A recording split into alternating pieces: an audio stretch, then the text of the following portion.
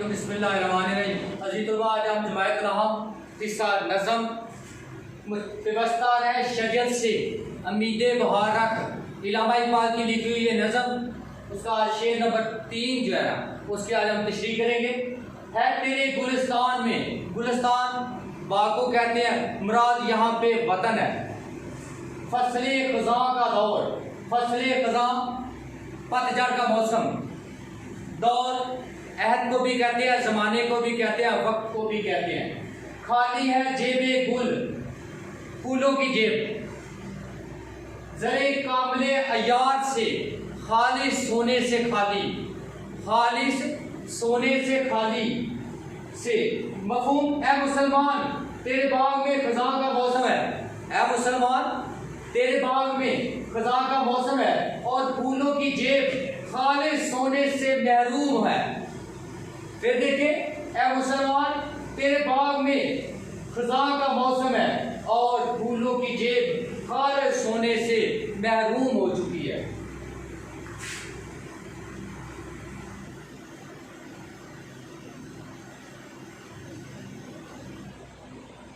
تشریح: زیر نظر شعر میں شاعر علامہ اقبال مسلمانوں کو اتحاد، اخوت اور بھائی چارے کا درس دیتے ہوئے کہتا ہے کہ اسلام جو ہے نا امن و امان کا، آشتی کا جو ہے نا وہ دین ہے. وہ دوسروں کی آزادی کا احترام بھی کرتا ہے اور خود بھی اپنے آپ میں جو ہے نا اپنے بہن بھائیوں کی، اپنے عزیز و اقارب کی، رشتہ داروں کی، ان کے حقوق کا خیال رکھتا ہے.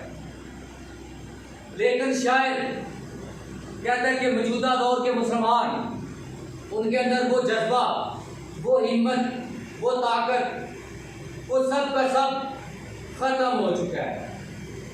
شاعر بتانا چاہتا ہے کہ جس طرح جو ہے نا پھولوں کی خوشبو اس کے اندر پڑنے والے زرد رنگ کے دانوں کی وجہ سے ہوتی ہے. کہتا ہے کہ جب تک یہ زرد رنگ کے دانے جو ہے نا پھول کے اندر موجود ہوتے ہیں اس کی خوشبو آتی رہتی ہے، لیکن جب یہ زردانے جو ہے نا وہ خشک ہو جاتے ہیں، سوکھ جاتے ہیں، تو پھول جو ہے نا وہ بھی خوشبو دینا بند کر دیتے ہیں. اس کے پتے جھڑ جاتے ہیں، پتیاں الگ ہو جاتی ہیں، پھول جو ہے نا خشک ہو جاتا ہے. یہ سب جو ہے نا اس کے زردانوں کی وجہ سے ہوتا ہے. اور کہتے ہیں کہ ایسا ہی حال مسلمانوں کا ہو چکا ہے. کہتے ہیں کہ اس وقت پوری دنیا میں 58 سے زائد ممالک میں مسلمان آباد ہیں، لیکن ان کے اندر وہ جذبہ، وہ ہمت وہ ختم ہو چکی ہے جو ان کے آباء و اجداد کا وسیلہ تھا. پوری اقوام، دنیا کی دوسری اقوام مسلمانوں کے اس جذبے سے، اس ہمت سے خوف زدہ ہوتے. کہتے ہیں کہ جس میدان میں مسلمان جاتے فتح یاب ہوتے، کیونکہ انہیں اپنی ہمت، طاقت اور اللہ پر ان کا بھروسہ اور یقین تھا. لیکن کہتے ہیں کہ موجودہ دور میں لوگوں کا اللہ پر سے بھروسہ جو ہے نا وہ اٹھ چکا ہے. مادی دور ہے، لوگ دنیا کے پیچھے بھاگ رہے ہیں، دنیا جو ہے نا ان سے آگے بھاگ رہی ہے. کہا جاتا ہے کہ جب ہم کسی چیز کے پیچھے بھاگتے ہیں تو وہ چیز جو ہے نا آگے بھاگتی ہے. تو اسی طرح ایک مثال دنیا کی بھی ہے. کہتے ہیں کہ جب آپ دنیا کے پیچھے بھاگیں گے تو دنیا آپ سے آگے بھاگے گی، لیکن اگر آپ دنیا کو چھوڑ دیں گے، اللہ سے لو لگائیں گے، تو پھر دنیا آپ کے پیچھے بھاگے گی. تو شاید کہتے ہیں کہ ہمارے اندر وہ جذبہ، اب وہی جو نا اس کو بیدار کرنے کی ضرورت ہے. وہی حوصلہ، وہی ہمت اگر وہ ہمارے اندر آ جاتا ہے تو پھر بھی آج پھر ہم جس طرح ہمارے ماضی کے مسلمانوں کی شاندار روایت تھی، اور پھر ہم جو نا دنیا کے نقشے پر ایک عظیم قوم بن کر ابھر سکتے ہیں.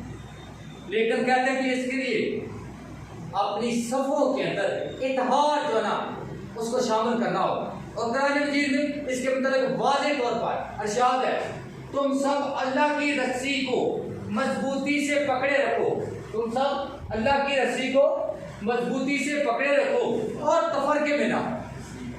یعنی کہ نبی کریم صلی اللہ علیہ وسلم کی وہ حدیث کہ میں 2 چیزیں تمہیں چھوڑ کر جا رہا ہوں، اگر تم اس کو مضبوطی سے پکڑے رکھو گے، مضبوطی سے تھامے رکھو گے تو کامیاب ہو جاؤ گے، اور اگر اس کو چھوڑ دو گے تو تم دنیا میں رسوا ہو جائے. اور وہ دو چیزیں کیا تھی؟ ایک کتاب اللہ اور دوسری نبی کریم صلی اللہ علیہ وسلم کی سنت. یعنی کہ اس وقت جو ہے نا ہر طرف مسلمان جو ہے نا ان کے اوپر خزاں کا دور ہے.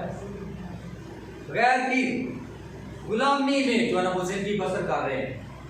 خواہ وہ فلسطین کے مسلمان ہیں، خواہ وہ کشمیر کے ہیں، خواہ وہ ہندوستان کے ہیں، خواہ وہ دنیا کے کسی کونے میں مسلمان ہیں، ہر طرف وہ جو ہے اس وقت غلامی کے اندر ہے. انگریز اقوام اور دوسری قومیں ان کے اوپر جو ہے حکومتیں کر رہی ہیں. یہ صرف اس وجہ سے ہے کہ ان کے اندر آزادی کی تڑپ اور لگن اور شوق جو ہے نا وہ ختم ہو چکا ہے. ان کے اندر اسلام کا جذبہ، اسلام کا وہ عقیدہ جو مسلمانوں کا وتیرہ ہے وہ ان کے اندر ختم ہو چکا ہے. اور کہتا ہے کہ جب تک ان کی یہ سوئی روح بیدار نہیں ہوگی، مسلمان جو ہے نا کبھی بھی جو ہے نا وہ آزاد نہیں ہو سکتے. حوالے کے ساتھ سبق پڑھ پھر صداقت کا، عدالت کا، شجاعت کا، لیا جائے گا تجھ سے کام دنیا کی امامت کا. یہ بھی علامہ اقبال کا شعر ہے. علامہ اقبال کہتے ہیں کہ اگر مسلمانوں میں وہی سچائی، وہی انصاف، وہی بہادری وہ آ جائے جو مسلمانوں کا شاندار روایات تھی، تو پھر کہتے ہیں کہ اس وقت پھر مسلمان جو ہے پوری دنیا کے اوپر جو ہے ہر طرف ان کی ہی حکومت ہوگی اور ان سے جو ہے نا یہ پوری دنیا کے جو ہے نا وہ لیڈر ہوگے، رہنما ہوگے.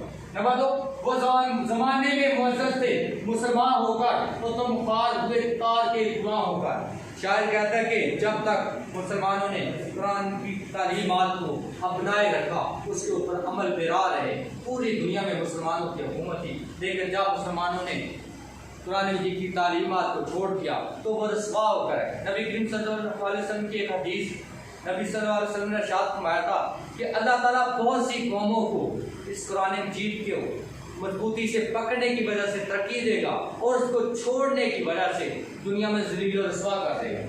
نمبر 3، بتانے رنگوں خون کو توڑ کر ملت میں گم ہو جا، نہ تو رانی رہے باقی نہ افغانی نہ ایرانی. شاعر کہتا ہے کہ یہ فرقے، یہ عقیدے اگر تم ان کو چھوڑ دو گے، تمہارے اندر یہ نہ ہو کہ تم ایران کے مسلمان ہو، افغانستان کے مسلمان ہو، ہندوستان کے مسلمان، اگر یہ چیزیں تمہارے اندر ختم ہو جائیں اور تم صرف ایک ملت اسلامیہ کے رکن بن جاؤ تو ہر طرف جو ہے نا مسلمانوں کا جو ہے نا دورہ ہوگا. نمبر 4، تیرے کمال مساوات کی قسم ہے مجھے، تیرے کمال مساوات کی قسم ہے مجھے کہ تیرے دین سے بڑا کوئی انقلاب نہیں. شاعر کہتا ہے کہ ہمیشہ مسلمانوں نے اخوت، رواداری اور بھائی چارے کو فروغ دیا ہے. اور کہتا ہے کہ یہ دین اسلام کا جو ہے نا یہ ایک بہت بڑی خوبی ہے کہ اس میں چھوٹے بڑے کی کوئی تمیز نہیں، نہ کوئی امیر ہے نہ کوئی غریب ہے، سب بھی جو ہے نا ایک ہی صف میں جو ہے نا وہ کھڑے ہو جاتا ہے. جس طرح علامہ اقبال کا وہ شعر کہ ایک ہی صف میں کھڑے ہو کے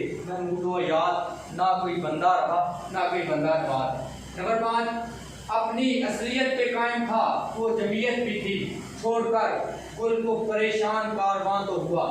شاید کہتا ہے کہ جب تک مسلمانوں نے قرآن مجید کی تعلیمات، اسلام کی تعلیمات کو اپنائے رکھا، وہ دنیا میں جو نا فتح یاب رہے، دنیا میں ترقی کرتے رہے، ہر طرف ان کی حکومت تھی. لیکن جب انہوں نے ان چیزوں کو چھوڑا تو ہر طرف وہ اغیار کی غلامی میں جو ہے نا وہ آ گئے. عزیز طلباء، یہ تو تھا شعر وطی، اس کا مفہوم، حوالے کے اشعار اور تشریح. امید آپ کو اس کی اچھی طرح سمجھ آ گئی ہوگی. اللہ آپ کا آمین.